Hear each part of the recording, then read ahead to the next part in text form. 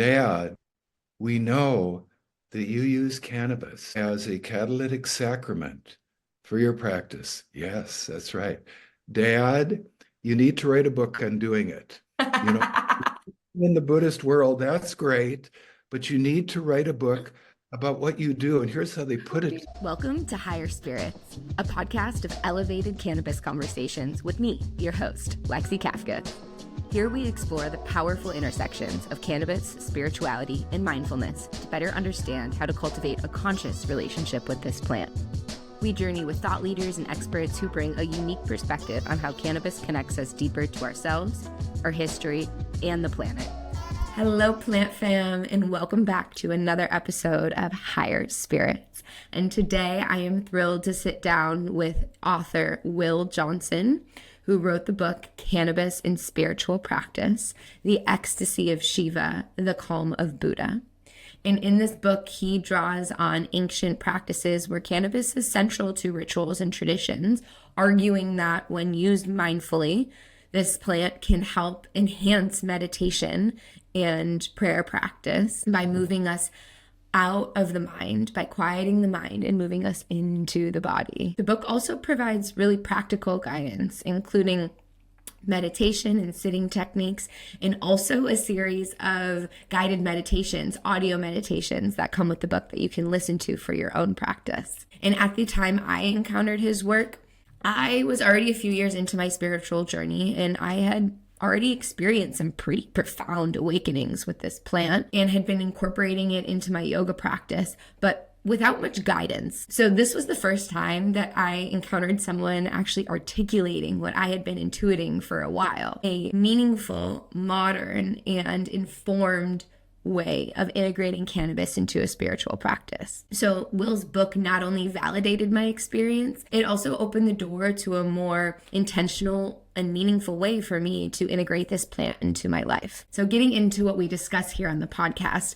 what we're really talking about is how ancient wisdom can be adapted for modern times. Will, who is a former strict and devout Buddhist of over 13 years, eventually found the rigidity of the traditional teachings far too limiting for his life. So over time, he developed a softer, more personalized and adaptive approach based off of the Buddhist principles. And then he started integrating cannabis into his practice, which is really controversial actually, because in Buddhism, one of the 5 precepts is you should not use intoxicants. So I was very curious to understand how a devout Buddhist of 13 years ended up writing a book about a practice that involved cannabis. So during the next 45-minute conversation, we will be diving into a lot of different topics.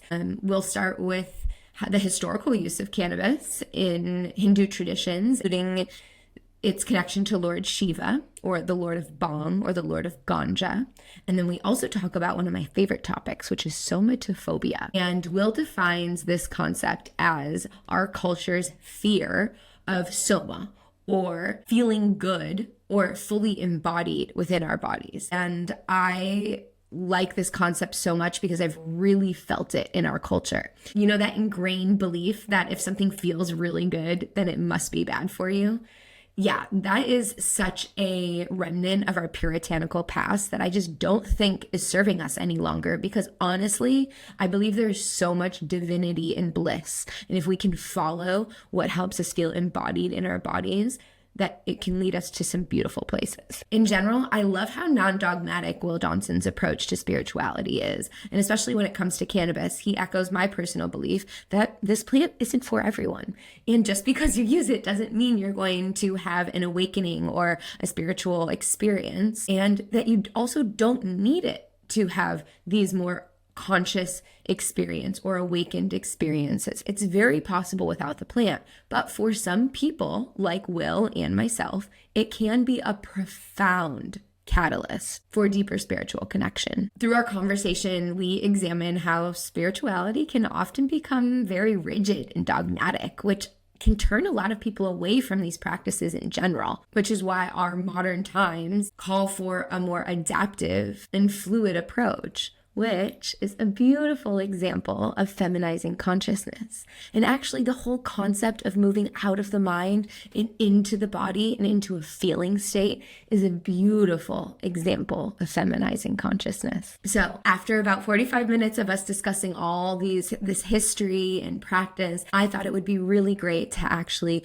put some of these practice into motion. So I've shared one of Will's guided meditations at the end of our conversation, and this is the 13-minute Dance of Shiva meditation, for which I suggest using about 1 to 3 inhales of homegrown or sun-grown organic flower, or however your preference of consumption is, so you can really move out of your mind and into your body. Friends, this is a really beautiful conversation. If you've ever been curious about cannabis and spirituality or how to integrate it into your personal meditation practice, and if you're interested in discovering Will's work further, I've linked his book and his website in his show notes, and he holds retreats at his beautiful property in Costa Rica, so I encourage you to look him up. This conversation is rich with insights, so let's dive in and let's get higher. I would love to start with, I'll let you introduce yourself, and we can dive into your teachings in the book and explore the intersection of cannabis and spirituality through your lens. Okay, look, I'm obviously an older character now. Cannabis first came into my life in 1966 when, I'm a 60s hippie who somehow became a Buddhist teacher or something. You go figure. But, I was in university. I was a junior in university. 1966, I went to Princeton. It was all guys at that time. And when this new substance showed up on campus, there was maybe a dozen of us that were exploring it. And it was God's medicine for me as soon as I started experimenting with it, in 2 ways. One, it felt as though it immediately wakened me to realize that there's something going on way, way deeper than just the kind of persona of who I was and who I am. There's nothing wrong with that. That's a part of me. But that wasn't the whole thing. There was something far deeper going on. It's interesting, and I'm thinking back on that too. I think one of the first things that happened to me in my early uses of cannabis, I suddenly immediately had an understanding what religion is all about. Not about believing this or believing that. It's about awakening what's inside you. So that has pretty much been the trajectory of my life. I trained in a form of very deep hands-on body work, which is about awakening the body with Ida Rolf. She was alive and around when I was there. And honestly, Lexi, it's interesting. This is a little detour, but people don't know this about her. We associate Rolfing with this form of hands-on work, kind of, helping us feel better. Ida had a whole other side of herself that she kept alluding to and wanting us to explore. And there were some principles about upright balancing, how that would allow you just to completely let go. The body, right? Instead of just kind of hanging on, embracing yourself. And she had some koans, little riddles about breathing. And we can talk about those later in the hour. That's what I teach in the Buddhist world. It really has come from her, but there are corollaries in the Buddhist world, and we can talk about this. I love the wisdom teaching of the 2,500-year history. I'm very forthright about this. Somewhere I feel the orientation towards sitting practice has gone off the rails a bit, and it's painted itself into this corner of stillness. So when we think of meditation, we have visions of people sitting like a stone garden statue of the Buddha, right? Okay, I'm fairly clear at this point that stone garden statue of the Buddha, the freezing, the holding, the stillness, is going to guarantee that this awakening isn't going to occur. It's all together, natural awakening. So, I explored sitting practices all my life. I loved them. I hated them because it was so intense. A lot of people would get crushed by the frozen stillness. Yeah.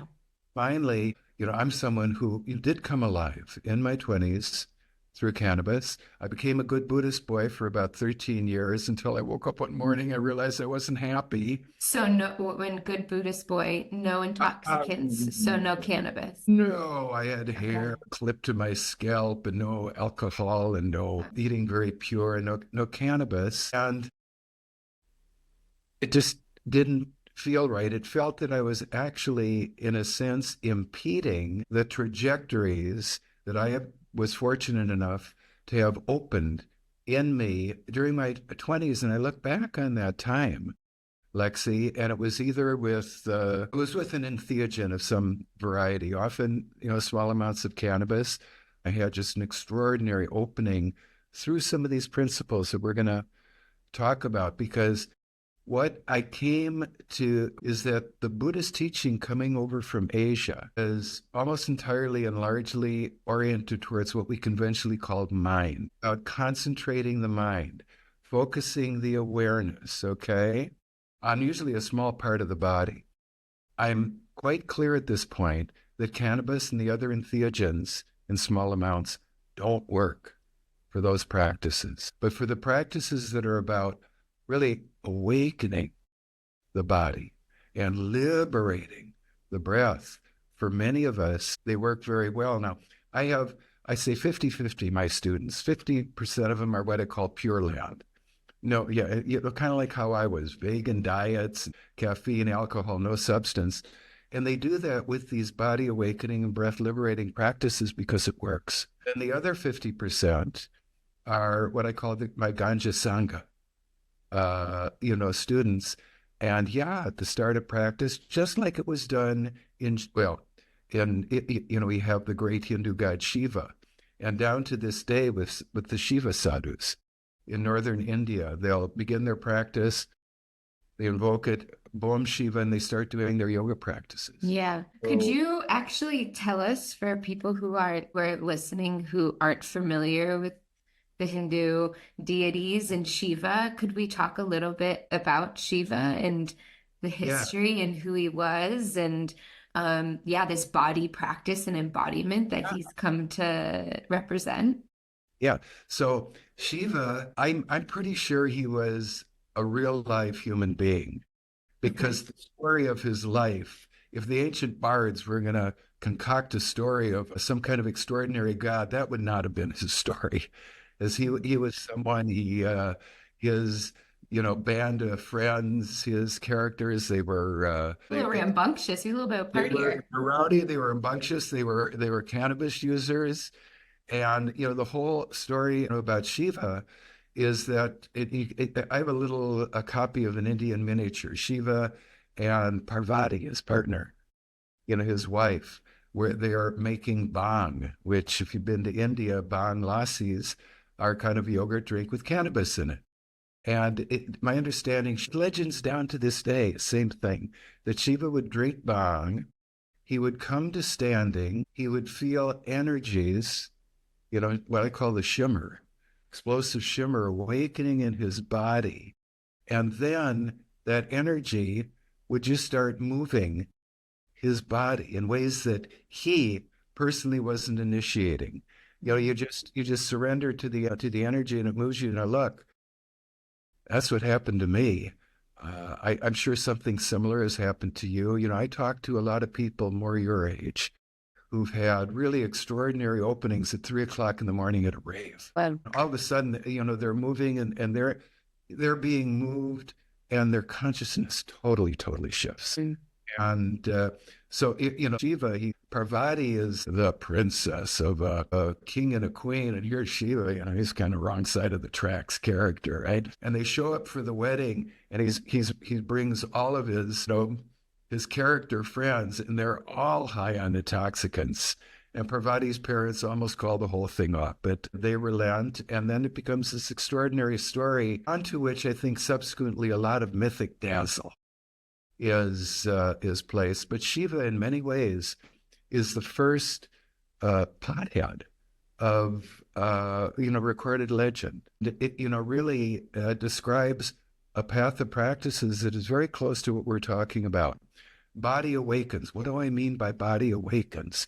When we're lost in thought, consciousness is normal. You have to put a shroud, a blanket over body. You don't feel anything.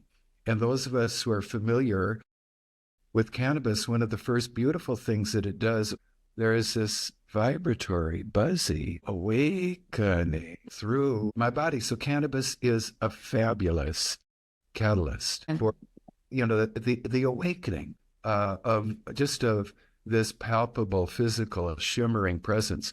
And, I view the awakening of the presence of the shimmer, that becomes in this portal through which consciousness is really going to change from, conventional. And again, there's nothing wrong with conventional consciousness. It's part of who we are. I live in the world of form. That's half the game. I am a character, in my case, named Will, poured into this body, right?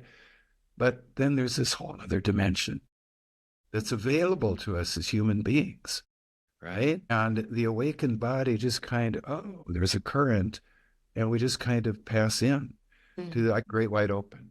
Very palpable, very physical, but very, very different from certainly being lost in thought. Yeah. So it was kind of the source. Yeah.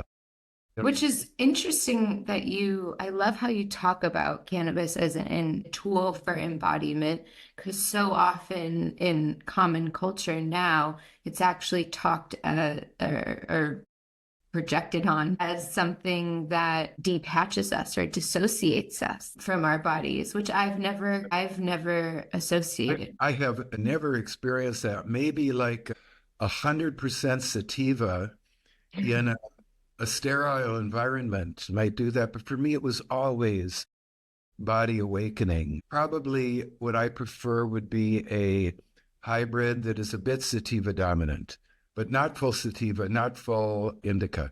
Almost, it's also, what are you going to do with it? What are you going to do with it? The attention. It's an extraordinary catalyst for exploring what I call these somatic koans, or you can call them physiological hacks. Is, what I teach, exploring, standing, but really sitting. I come out of, the Dharma world, where there's something about the sitting posture. And really, that's what I'm doing. I'm exploring sitting. My practice, I don't sit down and then I start to meditate, focus on something. I sit down, and the practice is about the sitting down and the awakening. And what happens, or how could I turn this sitting into an awakening that occurs through body? So there are some of the seminal teachings from the Buddhist world that I cherry pick, and I really focus on them. One in particular comes out of the Tibetan teaching, the Mahamudra teaching, Tilopa, who said the whole thing, meditation, it's not about the mind. It's just about on the whole body, you just relax. You just relax, kind of an awakening and evoking this awakened kind of relaxation. So it's really even consciously, usually we're so lodged up in our head. There's the ticker tape parade of the thoughts, right? And that's me in there, right?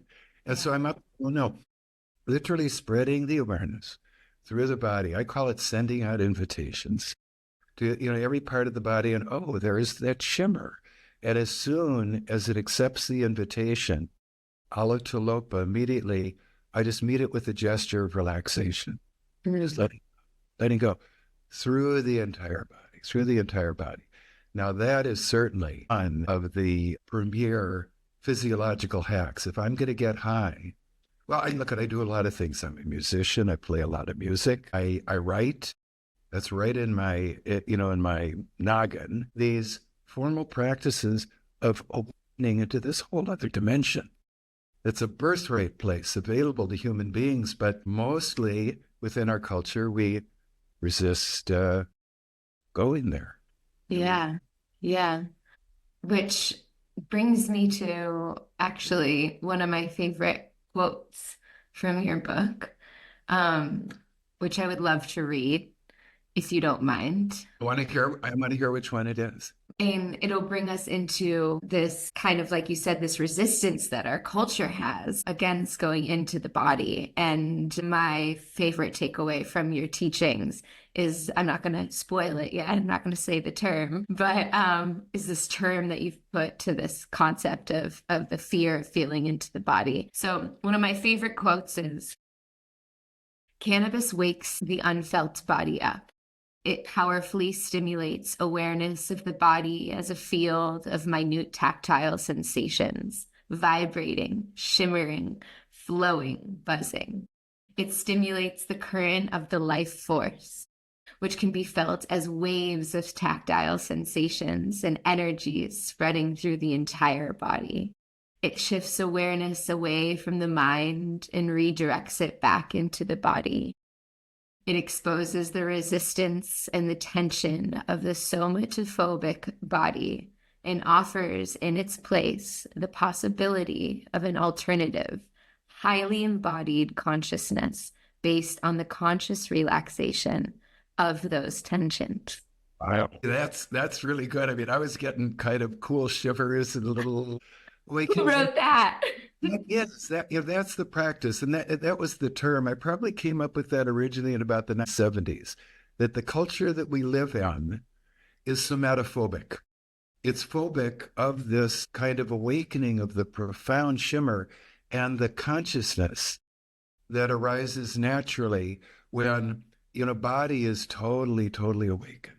And I love your perception of this word too, because I think I actually heard this word first through some teachings. I don't know if it was a podcast or writings from Stephen Gray.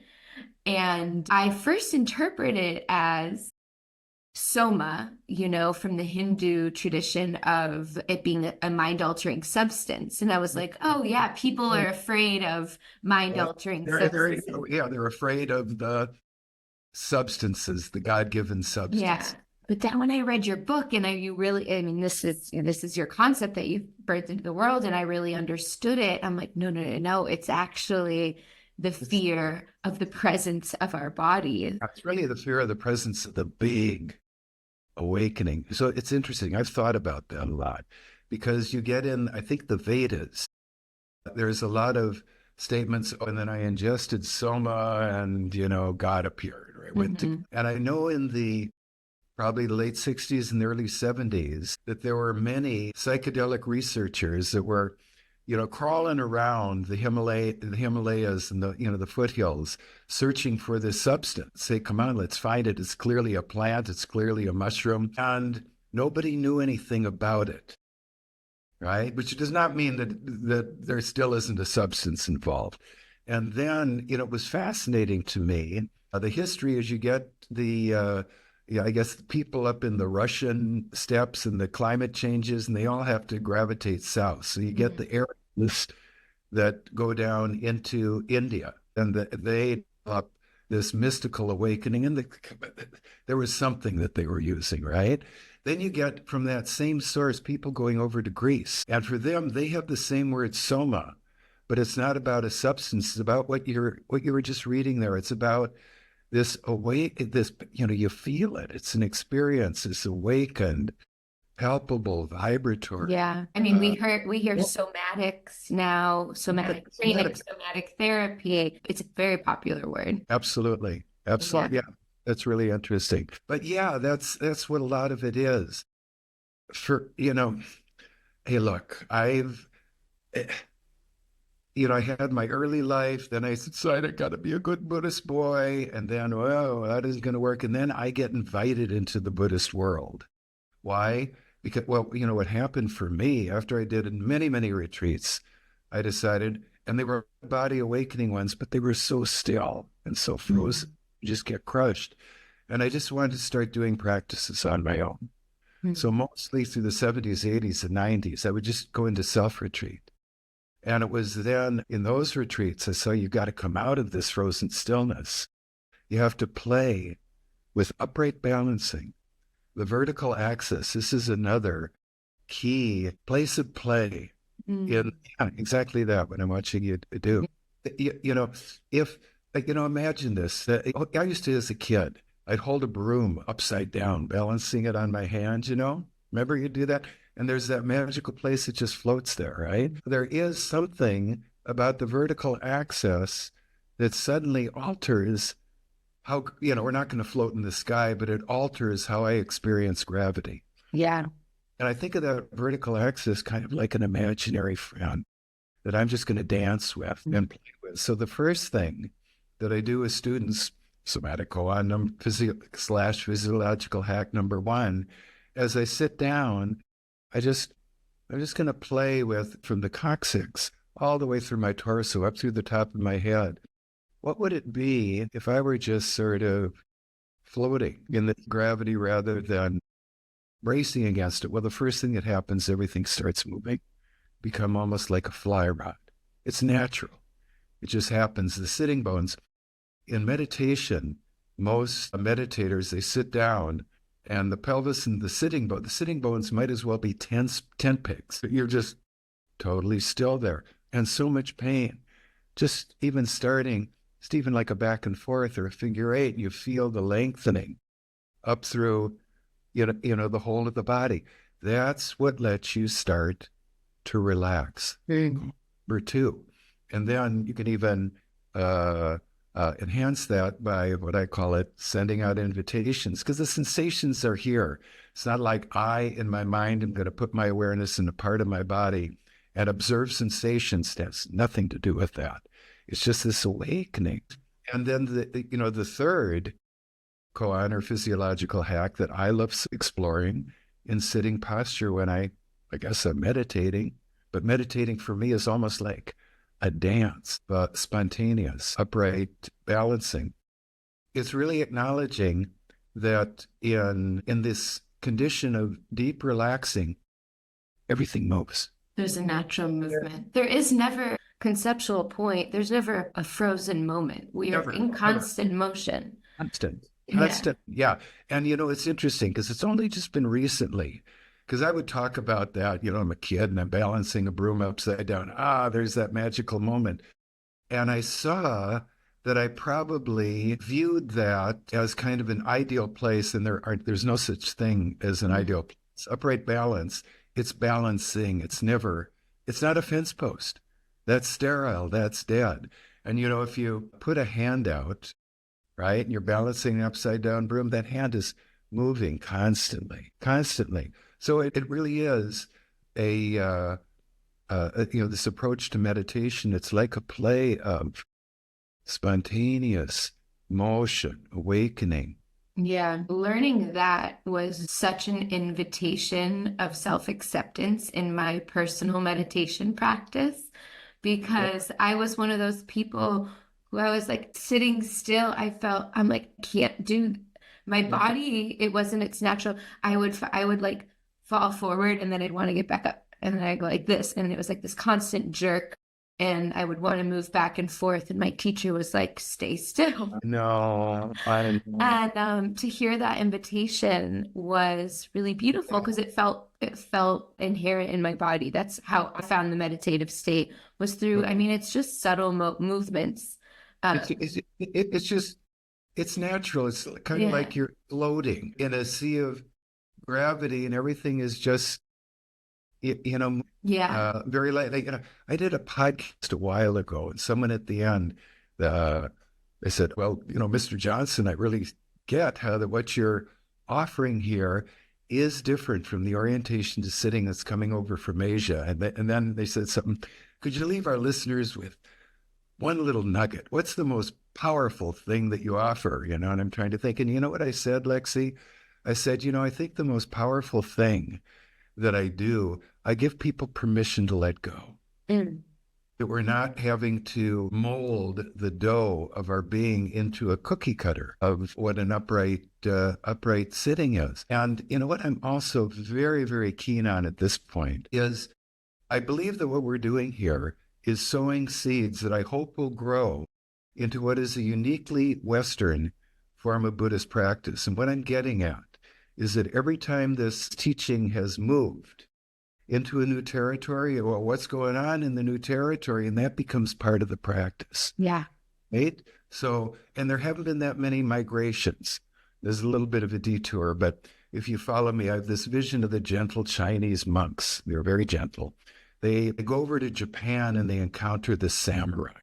And they don't say, hey, dudes, chill out. That isn't going to go very well, right? No, Zen becomes fierce becomes ferocious, that practice. The people from, I think it was the Shaivite Tantric community, northern India, they climb the Himalayas onto the Tibetan plateau. The indigenous Bangpo people, shamanism, animism, they don't tell those people, drop your superstitions. Suddenly, the wrathful and peaceful deities enter the Dharma. So it's coming over here. And now I've been on the planet for a fair bit of time now. And I look back on my life. And for me, there are two homegrown in my lifetime potentially explosive spiritual events that have occurred. And the first one, honestly, is the rave movement. For me, it started earlier. People will really date me here, but will get a kick out of this. I became a dancer at my first Grateful Dead show, in 1969. All right. But then, everybody's moving, everybody's moving. That is very critical to my Dharma teachings. Mm-hmm. We want to make this practice like you experience. You want to make it user-friendly. I get a lot of people, I call them Zen refugees or Vipassana refugees, that they're drawn to the practice, but it's not, we want to make it user-friendly. And it's like what you just said, Lexi, holding ourselves so stiff and rigid, it's not loving. We're not being loving or kind to ourselves to do that. Obviously the second homegrown spiritual explosion is the advent and availability of entheogenic substances.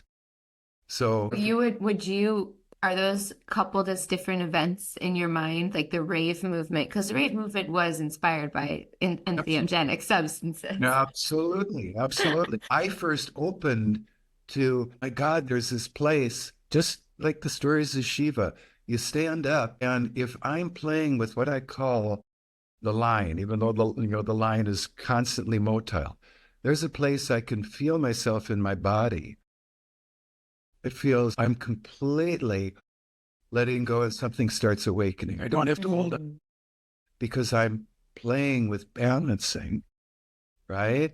My first big openings into that were, first on cannabis, and then I kept exploring that. Then I had a wild one up in the mountains on MDA at some point. But yes, the substances were, I needed them. Maybe a lot of people, more power to them. It's just how we are. That's our karma. Don't.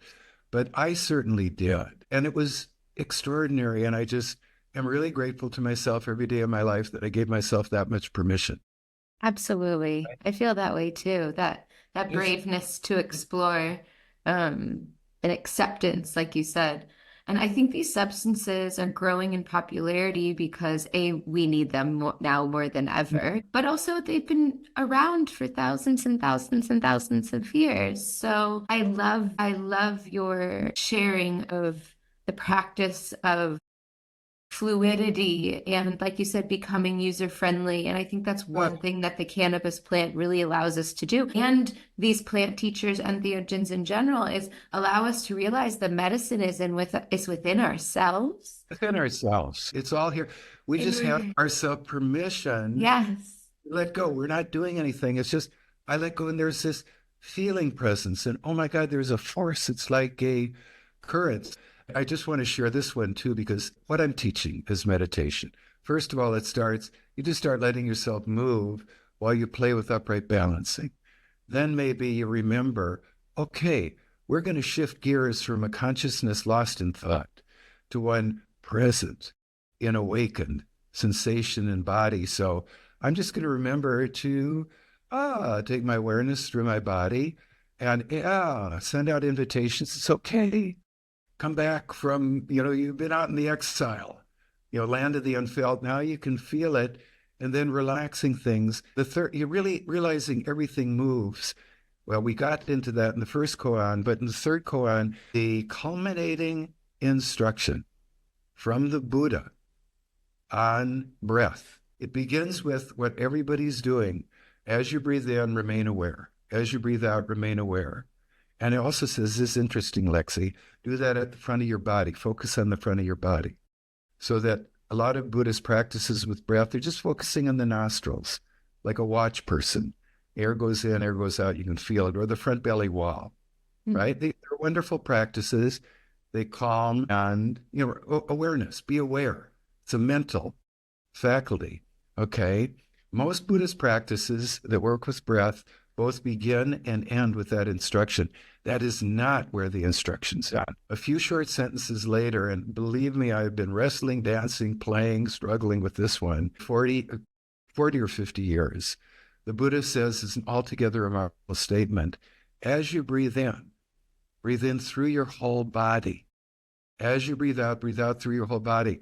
It's totally somatic awakening practice, right? It doesn't even mention be aware that you're doing this. It's just find this place. Well, everything has to move so that breath moves through the body like waves through a body of water. And you're just letting go and everything is moving. And my friend Cannabis is very, very helpful for helping me unlock myself from my conventional patterns of holding. Look, we all get born into this somatophobic culture, and we're all some of us are in healing recovery. Yeah. And that's kind of what we're up to. But so it's interesting. That's how I got invited into the Buddhist world, because I wrote this first book, The Posture of Meditation, I don't know, in the early 90s. Good people, they're sitting there so rigid and they're so tight. And then suddenly, oh God, here's this guy and he's talking about awakening the body and moving. So I got invited into the Buddhist world. I was very respectful. I'm not going to go into the Buddhist world and say, okay, everybody, it's time to turn on and let's do our practice. With my Ganja Sangha community, that's exactly what I do at this point, right? But then it was, really over the years, just giving myself more and more permission. One thing I did want to mention, because it's a fun story, how the book Cannabis and Spiritual Practice, that's one of the things I do. I write, right? Although I will not sit down in front of the computer without first invoking Shiva. It's that creative thing that happens. That's it. But anyway, so I got invited into the Buddhist world, and my kids, I got two sons right now. How old are they? 36 and 42. They know their dad, right? And Jamie, my youngest son, when this was really starting to open up for me, a lot of it was standing. It started with standing. And, just in a standing, I always call it my dance, and body would just start moving spontaneously on its own. He would say, oh, Daddy is doing his froggy practice. He referred to it. So finally, geez, when would this have been? About maybe 10, 15 years ago? They had, you'll get a kick out of this. It was the inversion of what we usually call an intervention. Dad, sit down. We need to talk to you. Okay, guys, what's up? Dad, we know that you use cannabis as a catalytic sacrament for your practice. Yes, that's right. Dad, you need to write a book on doing it. In the Buddhist world, that's great, but you need to write a book about what you do. And here's how they put it. They said, Dad, if you do not do this, this was a stern intervention, you will die feeling like you chickened out. Love my boys. That's powerful. That's very powerful. That is incredibly powerful. Wow. Wow. Thank you to your sons. Yeah, absolutely. Yeah, because they obviously saw the power of the practice and how it was impacting your life and felt it needed to be shared with the world. Totally. Yeah. Yeah. So, I see this birthing of like a uniquely Western Dharma. It will not be done like it's done in Japan or in Thailand. Or It's a 2,500-year history, and it's gotten very institutionalized. It gets calcified. I was thinking about this the other day. I love the wisdom teachings of the Dharma so much, and I have to honor those teachings by becoming a bit of a heretic. Comes and calling out, loving, honoring what's great about it, but calling out where it's gone off the rails. And really where it's gone off the rails, it's gotten very mentally focused, and it's within bodies that are frozen. Well, I think that the concept that you're talking about of this like rigidity in our bodies beautiful lens also to look at these practices. When they become rigid, they become dogmatic, and we find ourselves in points of contention with them rather than bringing them in. I mean, the world has changed a lot since the original writings of Buddha, like in sharings of Buddha. So how can we take the essence of those and bring them and apply them to a modern society? And I mean, that's why I'm here doing exactly what I'm doing now, is because I'm fascinated by taking these ancient tools and principles and practices and applying them to our modern crazy world where we can talk to each other in different countries. We're 21st century humans. We're living in a planet, in a planetary culture that is 21st century. Yep. We're not going to, we can't do it the way it used to be done. No, we can't go sit on a mountain with I mean, I guess you could, but it's a different form. What I also feel, if the Dharma doesn't get this, it's just going to keep devolving into kind of an elitist irrelevancy. Because who in the right mind is going to say, oh, yeah, I'm going to sign up for that 7-day sesshin. I hear it's just hideously painful, right?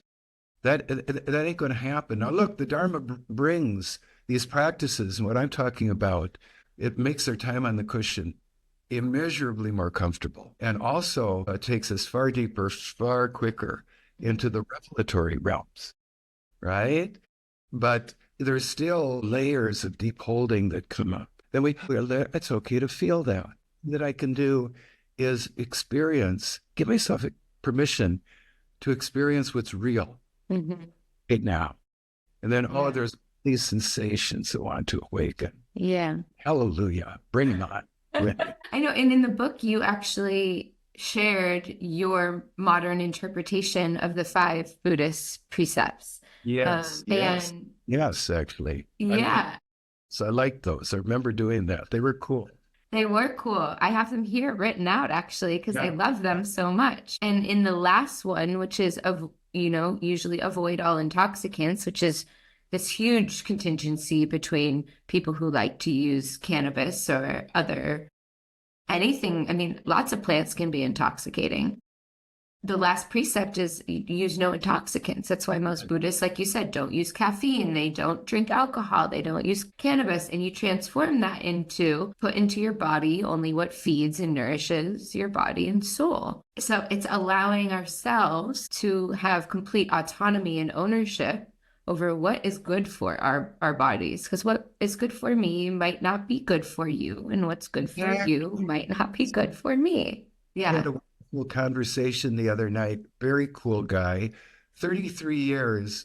He's been an AA guy, completely sober. He never uses anything, but these practices work for him. Then I talked to other people who seek me out. When I was teaching in the Buddhist world, why was I invited in? Because everybody's so tight, and I'd get people to relax and open up. Every single large retreat I would teach at a Dharma center, I'd get at least one and sometimes more people, and they'd come and tug on my sleeve. Mr. Johnson, could I talk to you, Terry? And we go, but sure. And they'd share with me that they love their Sangha, their Buddhist community. They love the teachings, but they're feeling shamed, blamed, ostracized because entheogens, from cannabis to LSD, whatever, are a part of their awakening. And I would talk to them kind of the same way you and I are talking here today, that yes, within these body awakening, breath liberating practices, here's how you can use them. Very small amounts. This isn't about taking really high amounts, or you can't play with this upright balance. You're on your back out, on the seashore. Okay. Yeah, we're not dabbing and doing meditation. No. And, the interesting thing, for me about that is, I think I just lost my thought. I can't remember where that was going. It was about that. I know where I was going with that. My understanding, that original precept was that there would be some people, I might be wrong about this, but maybe a scholar could come in. It was more directed towards alcohol and intoxicants. And actually, there are some Buddhists that do like their alcohol, but would never touch it. I knew where I was going. So I would talk to those people that, and they were, it was really good to talk to them and say, hey, you're all right, here, exploring it this way, that, I would actually explain the attitude of the current spiritual world towards, let's just even talk about cannabis, is not all that different from the 1950s straight world attitude towards gays. Shunning, bad, ostracizing, So much blaming. fear. Yeah, and you better not let it be known who you are. So, hey, we're all different. I see maybe two somatic uh parallel kind of legs of the Western Dharma world. There will be a leg for some people. They're not going to use anything, right? Because that's what works for them. They take responsibility for what they put in their body. And then there'll be the others of us that it works very well with the use of a small amount of cannabis. Yeah.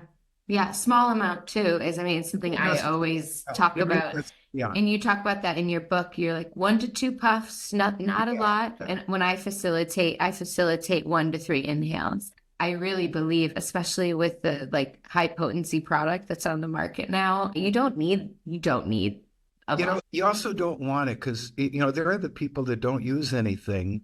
And these practices that talk about the 3 primary koans, psychophysiological hacks, dancing with upright balancing, remembering to invite the whole feeling presence of the body to come alive and then relax. And then everything starts to move. And then you're breathing through the whole body. It very potently awakens strong, dormant energy, sensations, the shimmer on its own. So just a little bit. I'm usually about at this point, 2 tokes. So I have a few questions as we're reaching our end of our time about, these practices that you're developing, moving into the body, and these tools like cannabis helping us move into the body can lend ourselves to this bigger awakening that can happen. Everything just starts opening. It starts really with the visual field, and what can start happening. I'm doing my practice. Often you start with eyes closed, but eventually breathing through the whole body, and the body is motioning so natural, and everything shimmering. And then I open my eyes, and I realize ordinarily how we look. We have so much tension and holding in the muscles around our eyes and in the side of our head. Now I'm just going to open my eyes in such a soft way. But here's what starts happening for me. I've got the whole of the body. That's the whole of the awakened sensation. Then it's a matter of just letting the whole of the visual field, this roughly elliptical visual field, just be here. Just let it be here. It just shows up. I'm not looking out at it, looking at one thing as opposed to another. It's a whole field, and there's everything out in the right and left sides at the periphery and up above. And then it's kind of like in that soft place, letting the visual field be present, there is kind of a joining that occurs. It actually is almost a loving between visual field and awakened shimmer. And cannabis is very, very, very helpful for this. There's just like a floating, right? They're joining. Advaita Vedanta calls it non-dual, union. Rumi calls it, there's this experience of union. There's an American religious philosopher, William James. He calls it shusness, not consciousness. Shusness is wide open. But you don't need the intermediation of the concept I anymore. So it's really, it's just this deepening place. And I guess my sharing of this joy, because you do, you get something good, you want to share it with your tribe, right? That's been what humans have been. The best of humans have been like that. I want people, hey, this experience is available. It's to all of us, right? But you have to play with some of these physiological hacks. Cannabis is such a support for this. And you awaken, and then you even go into a deeper, a higher condition. So yes, that's a stab at trying to describe what it's like, Yeah. And I love what you said about sharing what our experience, because I truly believe part of this awakening that's happening on the planet right now is an awakening of sharing. We have more tools than ever to share. We have more platforms, more ways of reaching people, and as more voices enter the conversation, like you said, with these practices, we start to break down the rigidity of them with the common voice of so many people being like, but that's not how it works for me and my body. Try this. And it's incredibly democratic and loving and unionizing. And I'm really grateful to be a part of it, which is why I'm starting this podcast, because I need to share. Yeah, cool. I hear that, and it's in those states, so they can be intense. They can be challenging, but they can be utterly delicious. It's like a deliciousness that occurs when everything lets go in this way. You know what else came up to me while you're talking about that sharing? We're coming from a consciousness of what Rumi calls the consciousness of separation. Me inside here, everything else out there.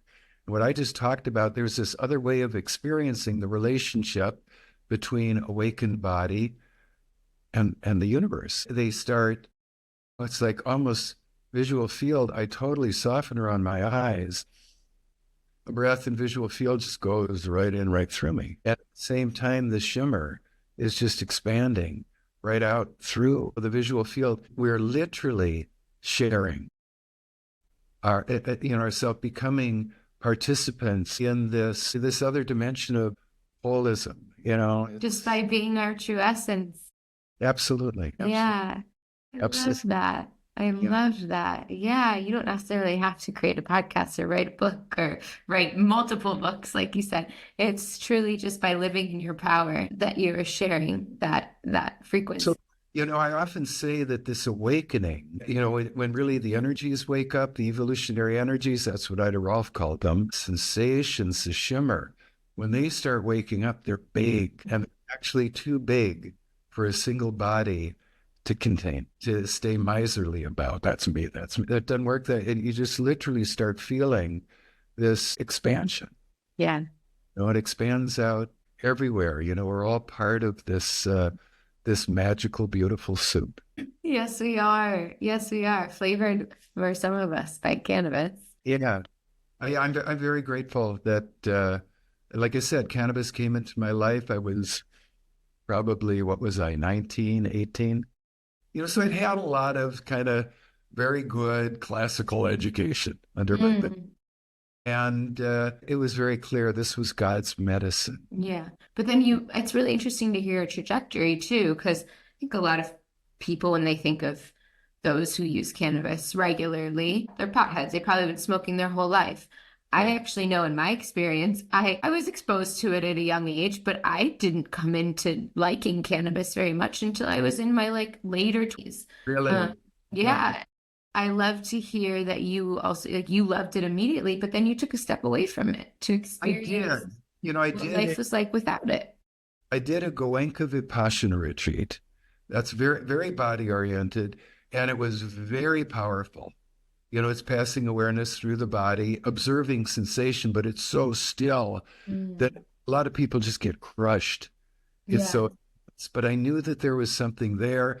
And, I'm in my, I don't know, late 20s or something, and kind of thinking that, I don't know, it's all this, these teachers, and you revere them, and maybe I better stop screwing around. And I'll become a good Buddhist boy. So I did. I went and did that. And it took me 13 years to realize that I love what those teachings are pointing to. I don't like how they're going about doing it. Yeah. But and taking the journey and giving yourself the chance to explore it and come back to it is beautiful. Super beautiful. I love hearing stories like that because I think it gives people permission to go on whatever path that they feel is right for them. It's all about awakening. Some people are attracted to hatha yoga. Some people to martial arts. Some people, they're just going to every Friday night, where's the dance? Who's got what to put in my mouth? Let's go. Let's go. Hey, listen, this might be fun because you're going to have people listening to this. Can I have 2 more minutes and just share a practice with everybody who's listening? Would be honored to receive a practice from you. This comes from the great Sufi poet, mystic, originator of the dance of the whirling dervish, Rumi. Okay. And he and Shams, his great friend, were not necessarily using, I don't think, there's no record of them using cannabis or hashish, although one scholar said that Shams came out of a Sufi school called the Hashishans, Okay. that they would use that. So I stumbled onto this in my early 20s. It has become the great practice in my life. It works so well with cannabis. Or with my wife. And when we feel it coming on, we kind of settle in at opposite ends of the sofa and we just look at each other. Good. And we connect through our gaze and we just let go over the next 40 minutes or an hour. It needs to be experienced to be believed. Talk about sensation. So you're talking about like a really simple and beautiful mindful eye gazing practice. Totally. Okay. And I've been so fortunate to have stumbled upon that. In the 90s, that was mostly what I was teaching. Then it would be frustrating because people would have these amazing experiences at these little workshop things, but then they couldn't find a partner. But it is, again, because it's so awakens body. You just hold the gaze and let go. Rumi's poems are beautiful. One of my favorite ones. In the valley of your friend's face, there is a well. Beautiful. Go to that valley, fall into that well, and drown there. Okay. I mean, they're beautiful. These are, it's just, what do you want to do with the life? I love that. Okay, so yes, I mean, I'm gonna practice that. But anyone who stumbles upon this episode, will bring up a lot, and you'll hallucinate, and different personas will come up. And you'll get overjoyously loving, or you may cry, or you may laugh uncontrollably. It's a great, great practice. Yeah. Okay. And you have practices available online. Like I bought your book, so I had access to all the audio meditations, which have been so beautiful to explore. How else, how can people find you outside of this book? Okay, yeah, thank you for this. So basically, my website is embodiment.net, embodiment.net. That's where people can go under, I talk about a lot of the different practices, and I always, I send out newsletters. If you want to sign up for a newsletter, you can get in touch with me through that. And I do a lot of Zoom teaching at this point, Alexi. When we first moved down here, I was having usually meditators who've done a lot of meditation come down. We have a lovely little cottage. I'd plunk them into an intensive self-retreat, and they'd come over every morning for a couple of hours. We'd sit together. In the afternoons, they'd either do dream work with my wife, or I do some very deep body work on them. And then, of course, along comes COVID, and that nice business model is out the window. And Zoom not only saved us, because we still have to generate income. I love teaching on Zoom, even something like you and I are doing. This is really fun. Even though there's just this technology, there's a lot of shared feeling presence that's going on here. We both can feel that. So I do a lot of Zoom teaching. I have a year-long Sangha once a month. Okay. So it's all on your website. And I love to hear that you are still teaching. And I want to come sit in your little cabana in Montezuma and have an intensive practice. It would be very, very, hey, let's see what the universe has up its sleeve. I'm just putting that out there, universe. I feel like that would be really aligned. Yeah. So beautiful. Well, thank you so much for, taking this time, and I thank you to your sons for encouraging you to share that teaching so many years ago, because it really, reading your work in your newsletter that comes out and your continued voicing has helped me understand what I'm feeling in my body. Yeah. And come into my own independent spiritual practice. And I'm really grateful for all that you share. So thank you. Thank you. I do. I appreciate the kind words. I'm thinking I get from a lot of people kind of gratitude for voicing what they're feeling. But, we don't have a lot of language or a lot of vocabulary. And I enjoy talking to you a lot. Thank you. Thank you. Thank you so much. And we'll chat soon. Okay. Take care. Hello, me again. So, as promised with this episode, we now have one of Will's guided meditations that was designed specifically to use with this plant. So, I encourage you to find a quiet place where you can sit and move out of the mind and into the body. And if you choose to supplement with our favorite plant, now is the time. Go ahead and get it, press pause, and I'll see you on the other side.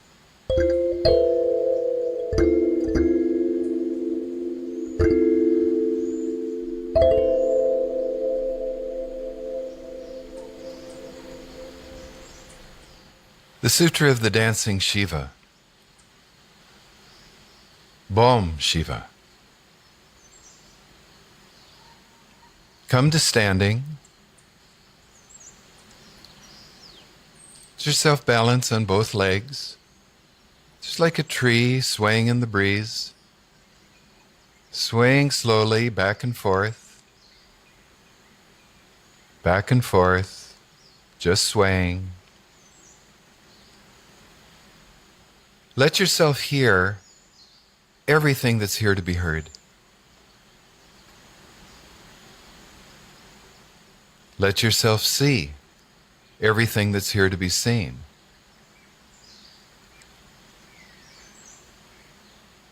And start feeling the body coming back to life.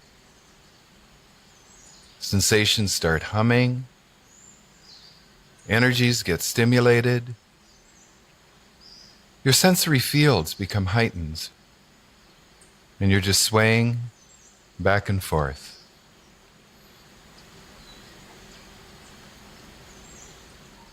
In front of you, there are two doors. One leads you to the mind that thinks thoughts. The other takes you away from your thoughts and into the body that feels sensations.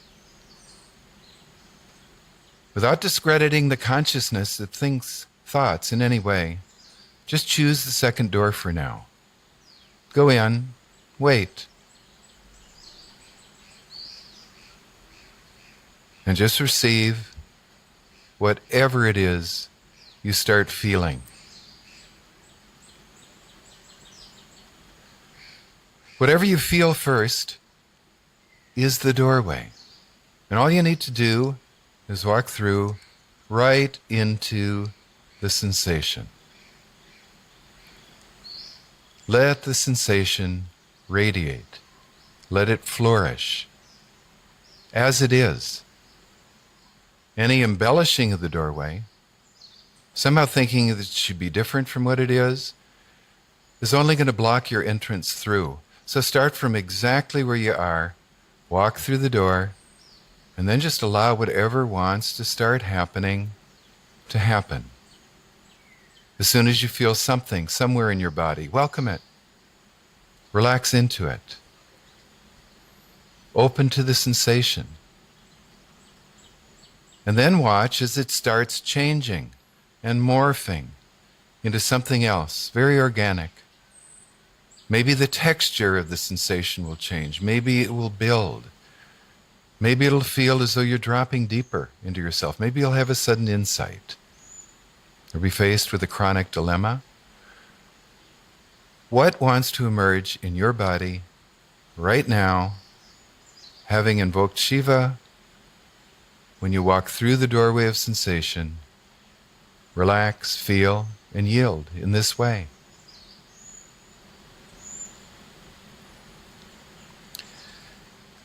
Now, like a tightrope walker whose life depends on it, just start playing with upright balance.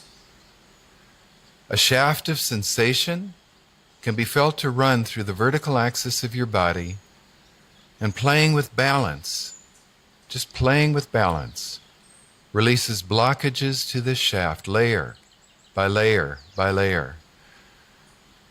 When you play with balance, what happens is that you don't have to brace yourself against gravity's pull, but you can feel supported, buoyed up, uplifted by it instead. So if you stay standing through balancing and relaxing, rather than through bracing and tensing, you can relax tensions in the body that keep sensation and breath imprisoned and block the current of the life force. But remember, you're not a fence post. You're alive, and life is movement. Constant movement through time and space. It never stands still. So, as you keep playing with upright balance, your body is naturally going to start to move.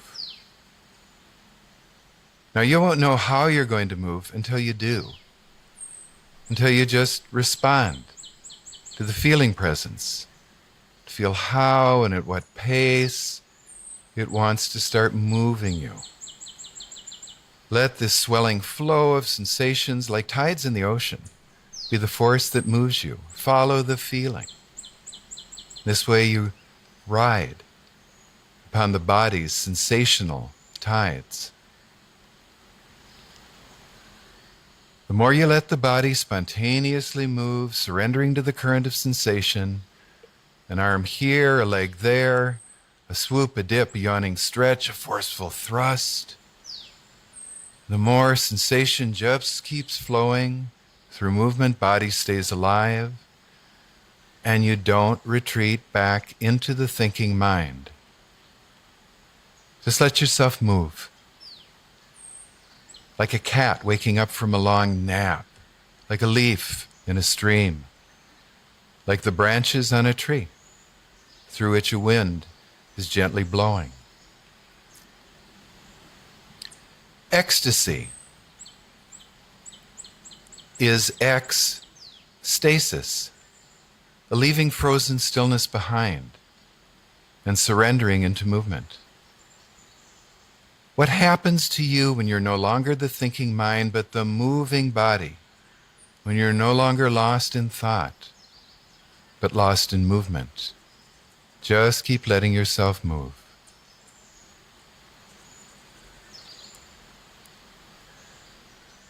The dance of Shiva awakens the currents that want to pass through the long shaft of your body. Individual sensations, once aroused, mass together in undulating waves. Waves build in intensity and crash upon the shores of the body's physical boundaries from one moment to the next, like a sea whose motions never stop. The river of the body's sensations, it doesn't just shimmer, it flows.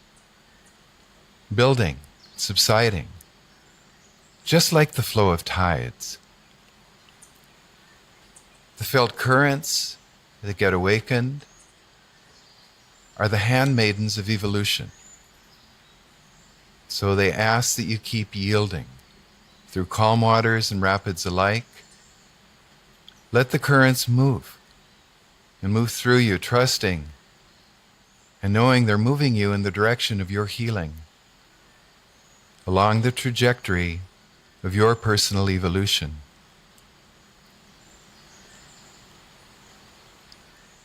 Shiva's great gift to us is the understanding that awakening happens through movement, constant movement, no matter how subtle, one motion feeding into the next, the body continuing to move, never coming to standstill. A rush of sensations emerges and moves you. And then the next layer of sensation surfaces, and the next, layer after layer, till your body comes alive throughout its entire length, fluidly and fully. And then what happens? Well, all of this opening then allows the next deeper layer of holding and resistance to come to the surface, for you to feel and surrender to over and over and over again, layer after layer, wide open one moment, contracted back down the next, like the expansive and contractive motions of a single-celled amoeba.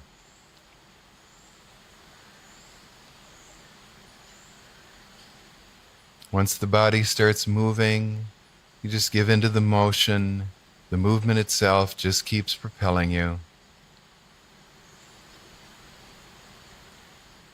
Watch what happens when you become lost in thought, as you will.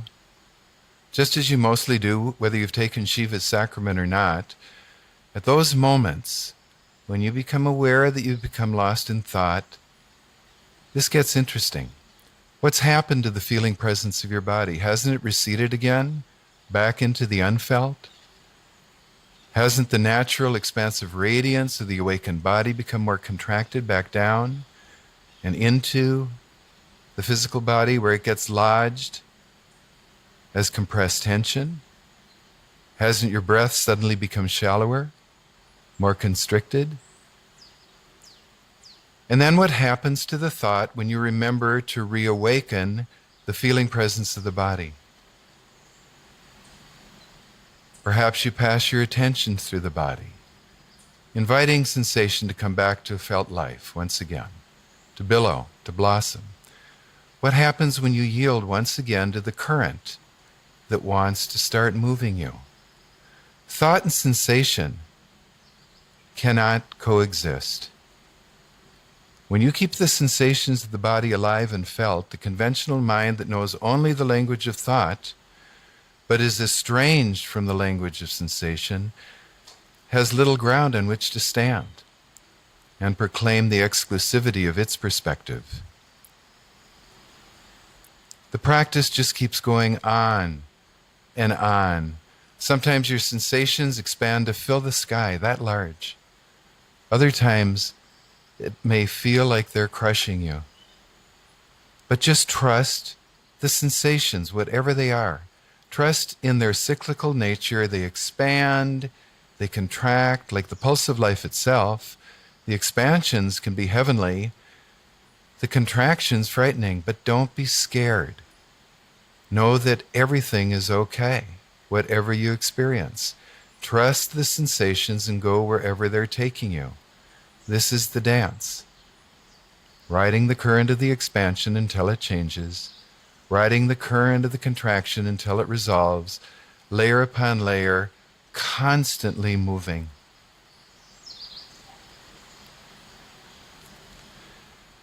Nor do you want to ever do yourself the disservice of thinking that there's some kind of final destination of embodied resolution, some kind of holy grail of body and mind that you're striving to arrive at, to attain. The dance of Shiva is about riding the current, in a sense surfing on the current, staying in constant, unbraced motion in response to the current, celebrating your participation in the current, surrendering to its pushes, pulls, and swayings day after day. A practice of celebrating the wonder and grace of the feeling presence of the life force, always and ever moving in the direction of healing. So you're not trying to attain some far-off goal. You're just letting yourself exult in the feeling presence and current that's being stimulated, that's passing through you right now. You're just letting yourself dance, riding upon the currents of change. After some time, the effects of Shiva's sacrament start subsiding, leaving your body. You may want to lie down on your back and just relax, or not. Only you can dance your dance, and it's the discovery of your dance that keeps propelling you onward on this path. I awaken the feeling presence of the body, and I surrender to its current. Don't forget to subscribe to support this plant-powered exploration. And if you have any questions, are curious, or have ideas for collaborations, give me a follow on Instagram at HigherLexi. I also want to remind you that we're not making any medical recommendations or claims on this podcast. And if you do choose to explore cannabis, please do so mindfully. And until next time, keep the vibe high, friend.